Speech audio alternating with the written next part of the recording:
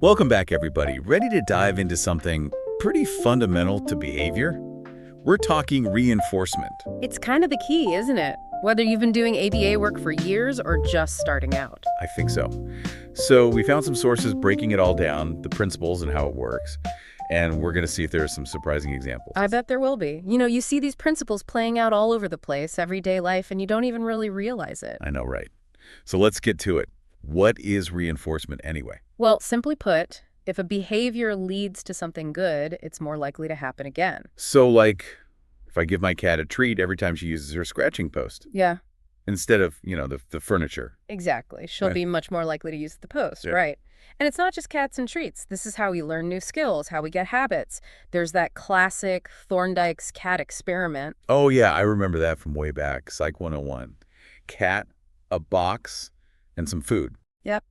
Hungry cat in a box, food's outside. Only way to get to the food is by hitting a lever. At first the cat just flails around, but eventually bumps the lever. Door opens, food, freedom. So hitting the lever means good things. And that's the point. Each time the cat was put back in, it got faster at hitting the lever. The consequence, getting out and getting food, made that lever-pressing behavior stronger. Cause and effect. But what about the types of reinforcement? I've never quite wrapped my head around positive and negative. Yeah. ABA lingo can be a little tricky. It's not really about good versus bad. Positive just means you're adding something, negative means taking something away. Okay, so it's all about what happens after a behavior. We either add something or take something away. Exactly, and both ways, the goal is to get that behavior happening more often. So my cat and the scratching post, giving her a treat is positive reinforcement. We're adding something she likes. Bingo! Our source even had this example. A worker assembling bikes and getting paid. Money, the positive reinforcer, gets added, so assembling is more likely to happen again. Now, think about hitting the snooze button. That takes away the annoying alarm sound. So that's negative reinforcement. You got it. Relief from that awful sound makes you hit snooze again next time, even though it might not be the best move long term. The source had another one. Opening an umbrella when it rains takes away getting wet, so you're more likely to open the umbrella next time it rains. Huh. Even the snooze button has behavior science behind it. All around us, all the time. Once you see it, it's eye-opening. Our source had this other thing, escape and avoidance. Are those negative reinforcement too? Yeah, kind of like subcategories. They're both negative reinforcement, but the timing is different. Okay, break it down for me. Escape versus avoidance. Escape is reacting to something that's already happening. Like you're walking on hot asphalt, then step onto the grass. You escape that burning feeling. And avoidance would be like putting on shoes before you walk on the hot asphalt. So you avoid the pain altogether. Exactly. And this really matters if you're trying to understand or change behaviors, like in ABA, figuring out why someone does something. Now, our source also talked about different kinds of reinforcers. Unconditioned and conditioned. What's the difference? Well, unconditioned reinforcers are rewarding on their own, no learning needed. Food, water, escaping pain, things we need to survive. Conditioned reinforcers, those get their power through association. So they start neutral, but become meaningful through learning. Right. They get paired with things we already like, and bam, they become reinforcing. Money's a great example. It's not fun on its own, but you can use it to get things you do like. So money, powerful conditioned reinforcer. So money's like a token you can trade for those unconditioned reinforcers, like food or a nice place to sleep. Perfect. And praise, same idea. It gets paired with hugs or treats or good things, and then it becomes a reinforcer too. It's amazing how much goes into something as simple as praise. But does everything work equally well? Are there things that make a reinforcer stronger or weaker? Definitely. There's some key factors that influence how well reinforcement works. It's not just picking something random and hoping to the best. Okay, give me the inside scoop. What are the secrets to making reinforcement work? Well, for one, immediacy. The sooner that reinforcer comes after the behavior, the stronger the connection. Like back to our snooze button, we hit it because the relief, that awful sound going away, it's immediate. If the alarm just stopped on its own 5 minutes later, we probably wouldn't learn to hit that button. Yeah, instant gratification. Right. And then contingency, the reinforcer should only happen when the behavior happens. Our source used turning a car key.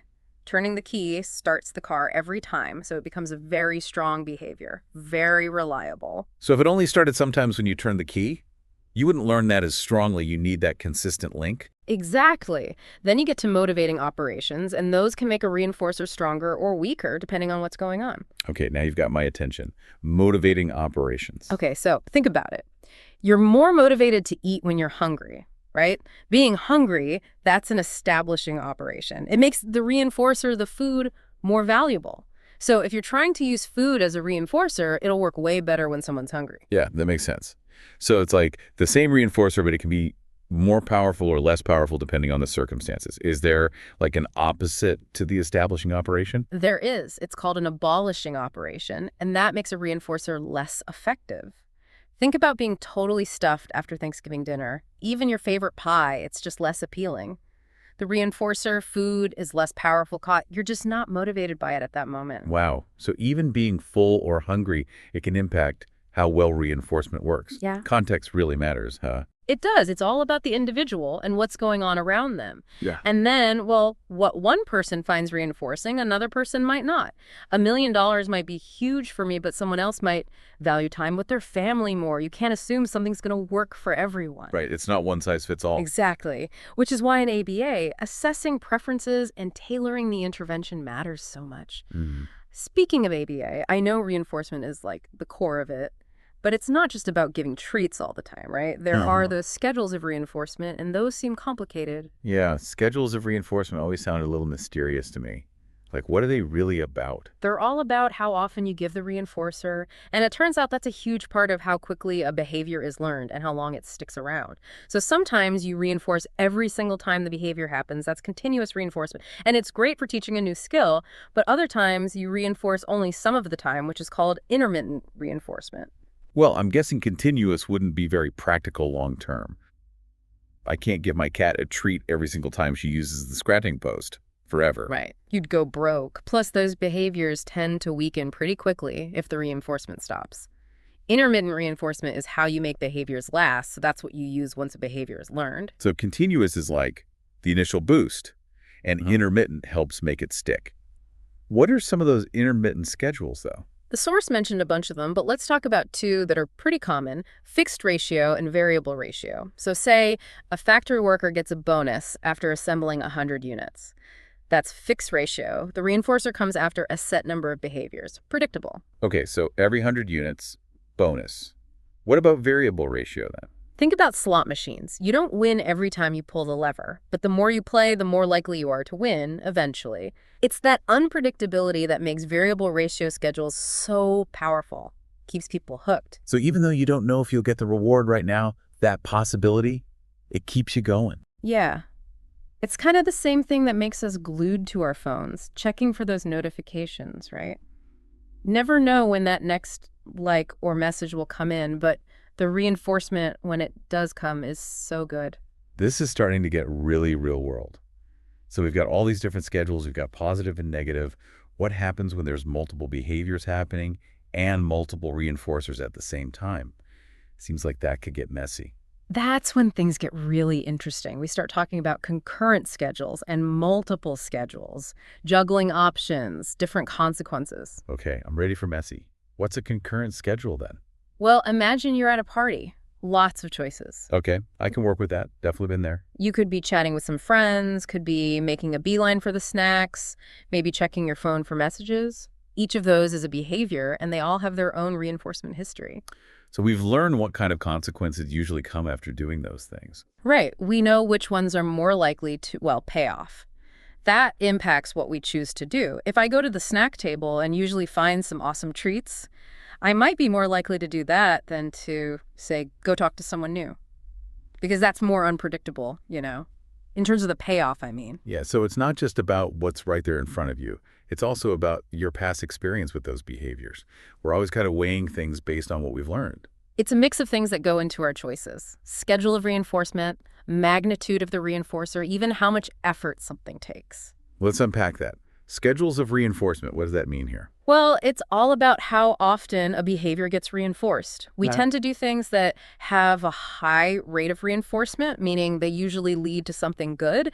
So if I know checking email will probably give me a ton of work stuff, I might be less likely to do that than to check social media, where I'm more likely to get a little bit of positive reinforcement. Makes sense. We like the things that have paid off in the past, the reliable stuff. And then there's the magnitude of the reinforcer, meaning how big or how valuable the reward is. So if you can earn 20 bucks an hour doing one thing, 50 bucks an hour doing something else, you're probably more motivated to do the $50 thing. Oh, if the $20 thing was, I don't know, way more fun or less effort. Yeah. So it's not just the amount, it's also about how you feel about it. Yeah, your perception of it totally matters. And then there's the immediacy thing. We were talking about that earlier. We all love that instant gratification, right? So a reward that comes right away tends to be more appealing than something you have to wait for, even if the delayed reward is bigger. It's that marshmallow test all over again, you know? One marshmallow now or two later. So tough to resist that immediate reward. And then the last piece, effort. If you've got two behaviors with similar rewards, well, we're all about that path of least resistance. We're going to pick the one that takes less work. Man, this is like a whole new way of thinking about decision-making. Seeing concurrent schedules everywhere now. They're all over. Now, the source also mentions something called multiple schedules of reinforcement. It's a bit different than concurrent because the rules change depending on the situation. So it's not just about having different options at the same time, but different reinforcement schedules that happen at different times. Okay, I think I need an example for that one. Multiple schedules. How does that work? Okay, so picture a classroom. Sometimes the teacher has a card on their desk that says question time. Sometimes it says quiet time. During question time, if a student raises their hand for help, they get that reinforcement. The teacher helps them. But during quiet time, raising your hand doesn't work. The teacher won't respond. So the student has to figure out when it's okay to ask for help and when it's not. Exactly. Multiple schedules, they need you to be flexible and pay attention. Yeah. It's really powerful for shaping behavior, learning to adjust based on what's going on. Wow, I never realized how much reinforcement is just part of everything. It's all about consequences and how they affect what we do, our choices, even how we react in different situations. That's what's so cool about this whole field, you know? You get this framework for understanding these patterns, and then you can use that to make things better, whether it's in your own life or helping other people. It's like we've got the secret code to behavior. So for everyone listening out there, any big takeaways they should remember about reinforcement? Well, reinforcement, it's powerful, but it's not always super obvious. Pay attention to consequences, both your own actions and what other people do. Why are they doing that? What are the reinforcers? You start seeing things through this lens, and it's amazing what you'll notice. It's like a whole new way to look at the world. And here's a little challenge for our listeners. Think about something you did recently, something you didn't really want to do. What was the reinforcer that made you do it? Positive, negative, unconditioned or conditioned? Ask yourself those questions, and you're on your way to being a behavior expert. You might even end up running your own little behavior change experiment. It's all about using these principles in ways that help you. Thanks so much for joining us on this deep dive into reinforcement. We hope you learned something new and feel like exploring more. Until next time, keep learning, and we'll see you then.